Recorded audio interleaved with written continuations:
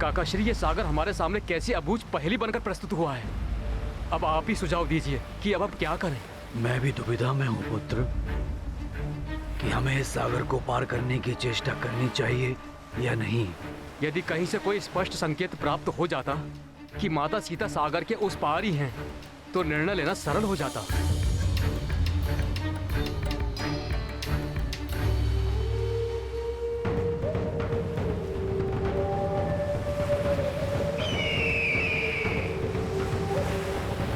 युवराज अंगद, किसे ज्ञात है कि सागर के उस पार क्या है?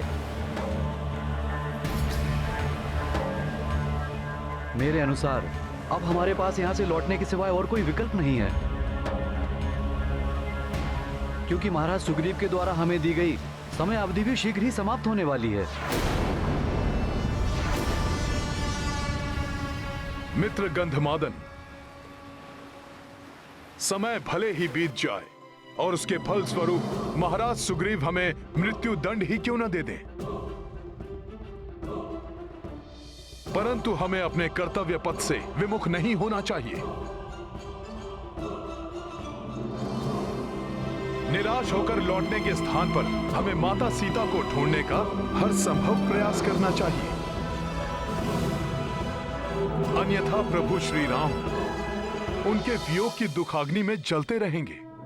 यदि हम अपने प्राण देकर भी माता सीता का कोई समाचार प्रभु श्री राम तक पहुंचा सके और उनकी पीड़ा हरने में सहायक बन सके, तो हमारा जीवन सफल हो जाएगा।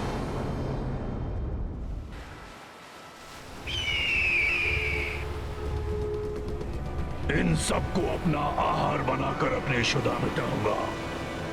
इस महान राम काज में अपने प्राणों की आहुति देना तो हमारा सौभाग्य होगा। हमें पक्षी राज जटायु के उदाहरण से कुछ सीखना चाहिए। प्रभु भक्ति की पराकाष्ठा के प्रतीक महाराज जटायु के परम त्याग की चर्चा मुझसे भ्राता लक्ष्मण ने की थी कि कैसे अपने प्राणों की चिंता किए बिना माता सीता को मुक्त कराने के प्रयास में उन्होंने अपने प्राण तक न्यौछावर कर दिए।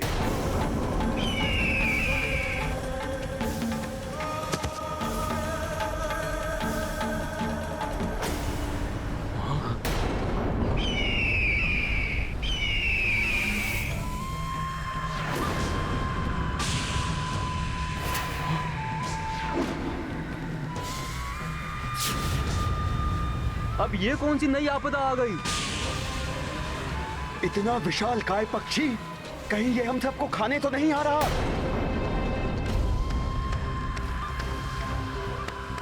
अन्य विपत्तियों के समान हम इसका भी सामना कर लेंगे।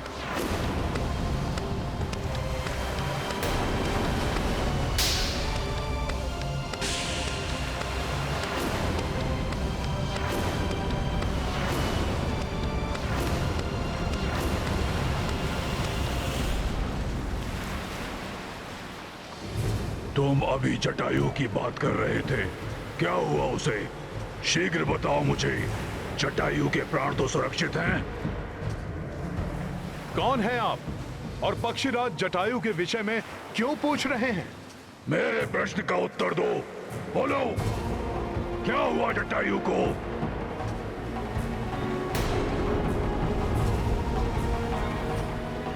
धीरज रखिए, मैं विस्तार से आपको सब बताता हूँ। अयोध्या नरेश महाराज दशरथ के ज्येष्ठ पुत्र श्री राम की पत्नी का हरण कर दुष्ट रावण उन्हें अपने पुष्पक विमान से किसी गुप्त स्थान पर ले जा रहा था।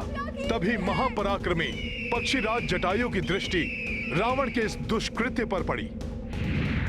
उसे रोकने के लिए उन्होंने अत्यंत तीव्र वेग से उड़ने वाले रावण के शक्तिशाली पुष्पक विमान की गति का सामना किया। रुक जा दुष्ट रावण!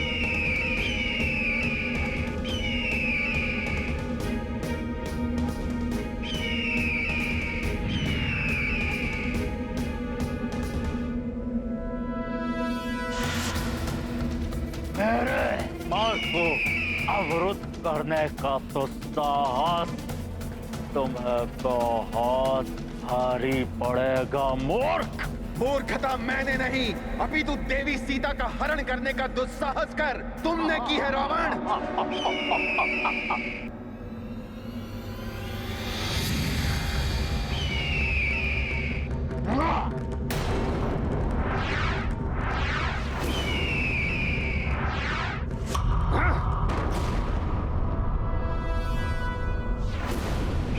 मुक्त कर दो देवी सीता को।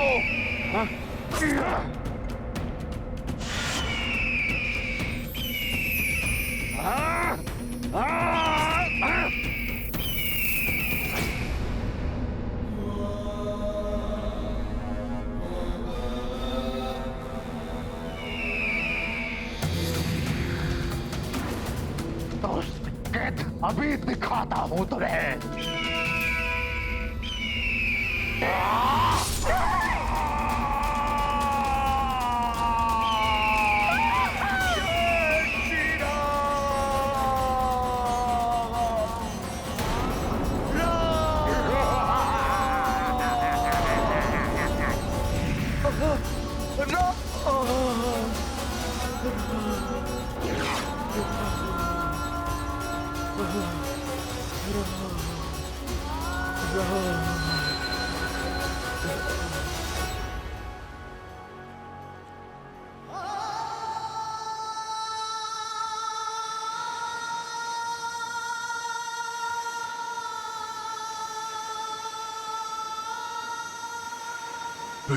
फिर क्या हुआ उसे?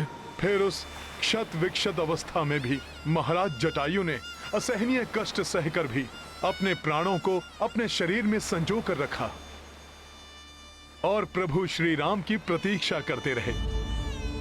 जब अपने भ्राता लक्ष्मण जी के साथ प्रभु श्री राम माता सीता को ढूंढते हुए उनके निकट पहुंचे, तब प्रभु को इस घटना का संपूर्ण विवरण देने के पश्चात ही जटायु जी ने अपने प्राण त्याग दिए।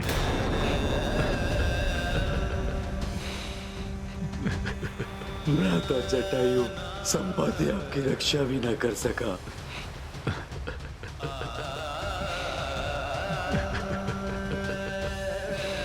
संपाति जी,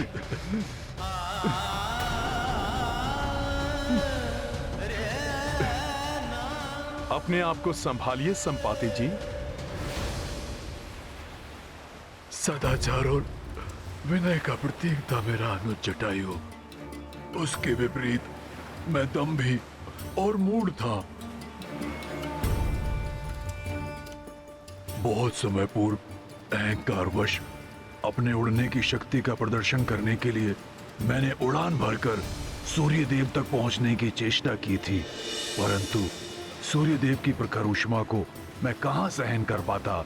उनके समीप जाते ही मेरे पंख झुलस गए और पंख जल जाने के कारण उड़ने में असमर्थ हो मैं यहाँ आकर गिर पड़ा। उस दिन के उपरांत मैं कभी उड़ान नहीं भर पाया। मृत्यु मेरी होनी चाहिए थी, मेरे शूरवीर भ्राता की नहीं। अपने पंख खोकर तो मैं ये निरर्थक जीवन जीने का इच्छुक भी नहीं था, परंतु तभी मेरी भेंट मुनि निशाकर से हुई। उन्होंने मुझसे कहा कि प्रभु श्री राम की कथा सुनने और उनके कार्य में सहायक बनने से मेरा उद्धार होगा। तभी से मैं इसी प्रतीक्षा में यहाँ स्थित हूँ, और वैसे भी पंख रहित असहाय अवस्था में मैं जाता भी कहाँ। संपाति जी, मेरा सुझाव है कि आप सर्वप्रथम अपने दिवंगत भ्राता को तर्पण देकर उनकी आत्मा को शांति प्रदान करें। उसके पश्चात ही हमारा आपसे सहायता मांगना उचित होगा।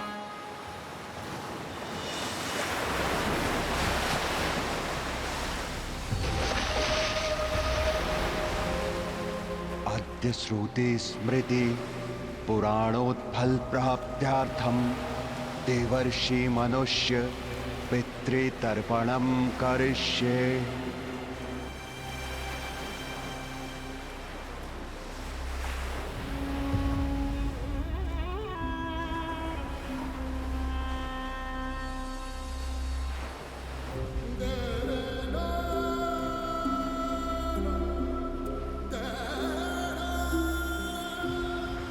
प्रभु तुम्हारी आत्मा को शांति दे जटायु।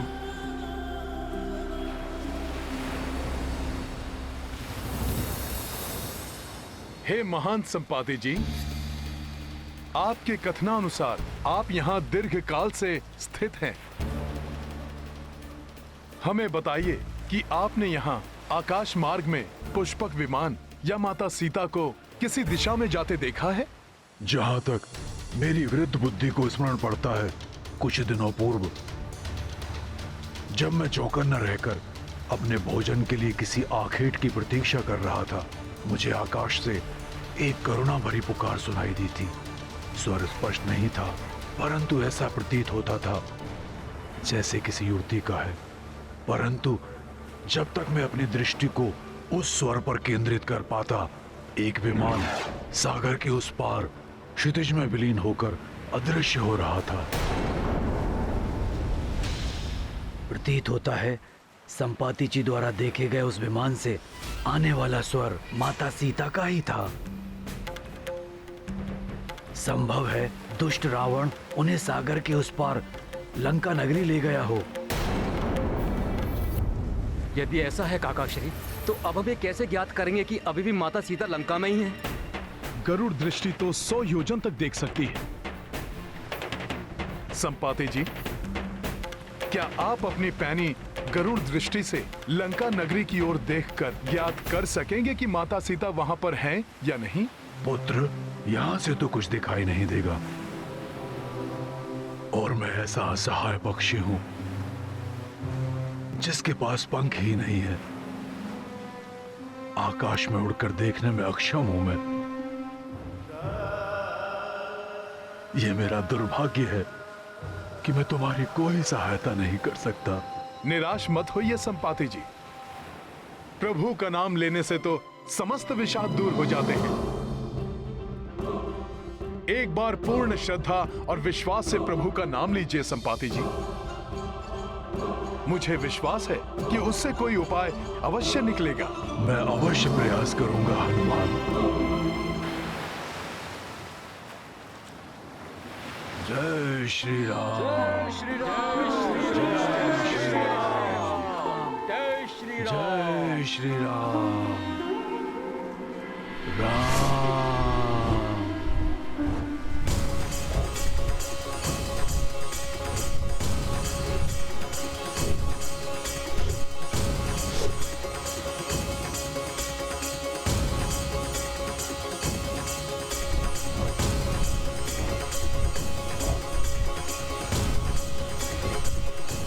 मैं धन्य हुआ प्रभु, मुझे नूतन पंख देकर आपने मुझे इस कार्य के लिए सक्षम बना दिया।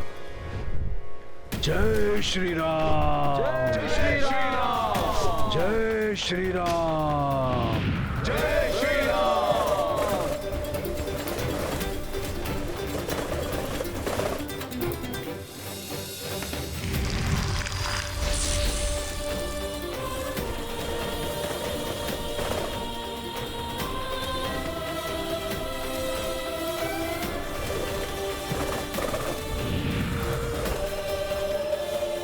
संपाति जी, क्या दिखाई दिया आपको?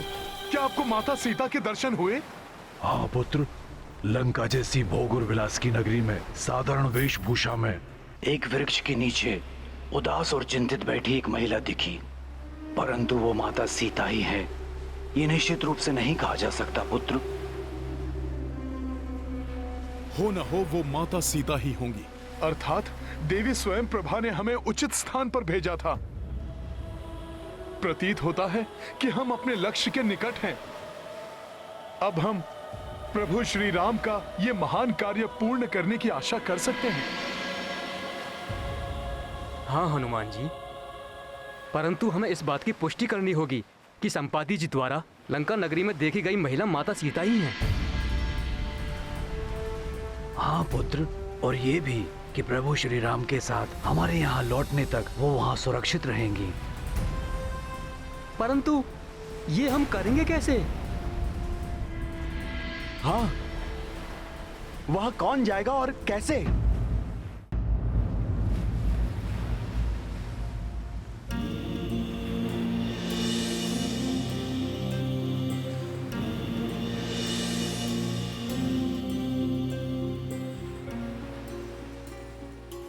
नवीन पंख प्राप्त करने के पश्चात भी मेरे वृद्ध शरीर में इतनी सामर्थ्य नहीं कि मैं ये कार्य संपन्न कर सकूं। मेरा सुझाव है कि आप अपने दल में से ही किसी योद्धा का चुनाव कर ले जो छलांग लगाकर लंका पहुंचे और इस कार्य को पूर्ण करे। हम सब में सबसे ज्येष्ठ होने के नाते इस कार्य के लिए मुझे स्वयं प्रस्तुत होना चाहिए, परंतु वृद्धावस्था में मेरी शक्ति भी क्षीण हो चुकी है। युवावस्था में ब्रह्मांड की 21 परिक्रमा करने वाला ये वृद्ध शरीर अब थक चुका है, इसलिए दुर्भाग्यवश मेरे लिए 100 योजन की छलांग लगाना असंभव है। आप हमारे आदरणीय अग्रज हैं। हम युवा वानरों के होते हुए आपको ये कार्य करने की कोई आवश्यकता नहीं है। इस दल का अधिपति होने के नाते मुझे ही जाना चाहिए। मुझे विश्वास है 100 योजन की छलांग तो मैं लगा ही लूंगा। किंतु युवराज अंगद, ये दूरी आपको 2 बार तय करनी होगी। माता सीता की सूचना के साथ आपको वहाँ से वापस लौटना भी तो होगा। आप उचित कह रहे हैं काका श्री, मैं पहुंच तो जाऊंगा, परंतु मुझे संदेह है कि इस श्रम के पश्चात मुझ में लौटने की शक्ति शेष रहेगी या। वैसे भी युवराज और सेनापति होने के नाते आपका जाना उचित नहीं है। आपको यहीं रहकर हमारे नेतृत्व का दायित्व निभाना है। फिर काका श्री, हमारे बीच ऐसा कौन है जो ये कार्य सफलतापूर्वक कर सके? मैं तो केवल 60 योजन तक ही छलांग लगा सकता हूँ। मेरी भी सर्वश्रेष्ठ छलांग कुछ 80 योजन तक पार कर सकती है। 100 योजन पार करना तो अत्यंत कठिन होगा। मैं भी 100 योजन की दूरी कूदने में असमर्थ हूँ युवराज।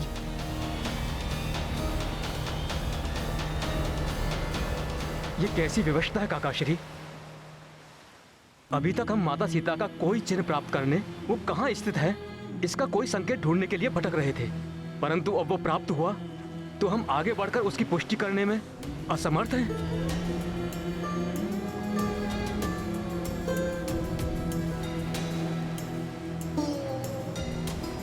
निराशा त्याग दीजिए युवराज अंगद। मुझे ज्ञात है कि कौन ये असंभव कार्य अत्यंत सरलता से संभव बनाने में सक्षम है। जय हनुमान,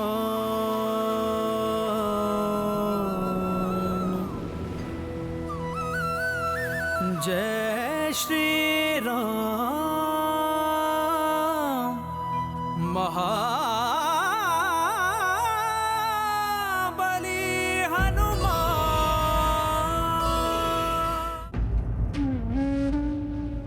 भ्राता लक्ष्मण, मैं किस मुंह से प्रभु श्री राम को यह अशुभ समाचार दूं? जिस कार्य को हमने अति उत्साह के साथ आरंभ किया था उसमें अभी तक निराशा के सिवा कुछ भी प्राप्त नहीं हुआ है। उत्तर दिशा के अधिपति तो पूर्व में ही रिक्त हाथ लौट चुके थे और अब पश्चिम और पूर्व दिशा के अधिपति भी सीता माता का कोई समाचार नहीं ला पाए। अर्थात अब जो भी आशा है वो युवराज अंगद और महाबली हनुमान के दल से ही है।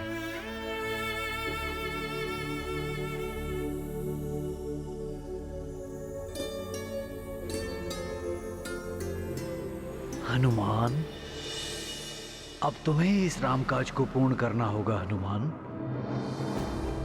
अब तुम्हें ही इस अनंत सागर को पार कर उस पार जाना होगा।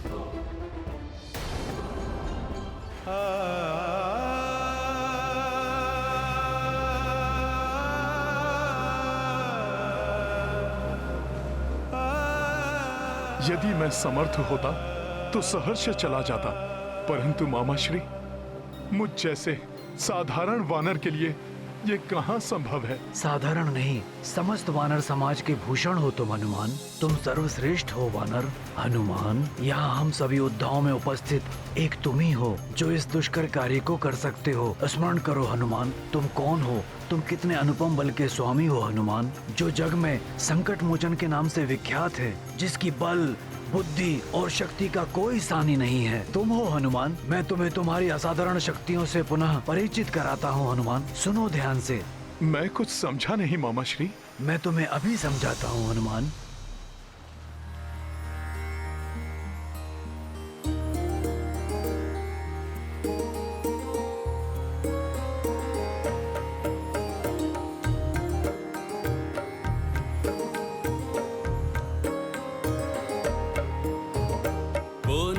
जानत है जग में कपि संकट मोचन नाम तिहारो। संकट मोचन नाम तिहारो। को नहीं जानत है जग में कपि संकट मोचन नाम तिहारो। संकट मोचन नाम तिहारो। अंजनी पुत्र हो केसरी नंदन, शिव के जो अंश शिवांश पुकारो। शिव के जो अंश शिवांश पुकारो। बाल समय भानु भक्षी लियो तुम, जान के फल कोई प्यारो प्यारो। जान के फल कोई प्यारो प्यारो। देव की ये बिनती तब छोड़ो। देव की ये बिनती तब छोड़ो, दिनकर जग में की उजियारो। को नहीं जानत है जग में कपि संकट मोचन नाम तिहारो। संकट मोचन नाम तिहारो।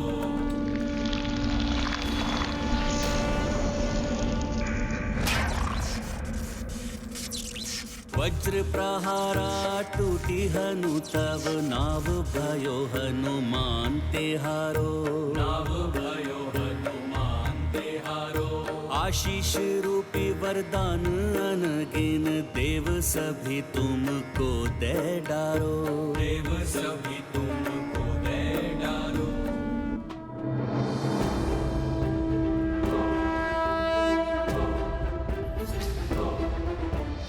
कार्य कितना भी दुष्कर हो, धैर्य रखने पर मार्ग निकल ही आता है।